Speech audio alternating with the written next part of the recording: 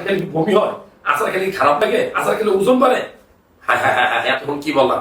আমি বলবো আপনি যদি আচার খান, চিনি কম দেন, আপনার রুচি বাড়বে, আপনার টেস্টোস্টেরন বাড়বে, আপনার ভিটামিন সি বাড়বে, আপনার ভিটামিন এ বাড়বে, আয়রন, জিঙ্ক, ফলিক অ্যাসিড, যেগুলো আপনার শরীরের জন্য দরকার, ক্যালসিয়াম বাড়বে, ফাইবার, এগুলো ফাইবার যুক্ত খাবার, পায়খানা কষানো নরম হবে।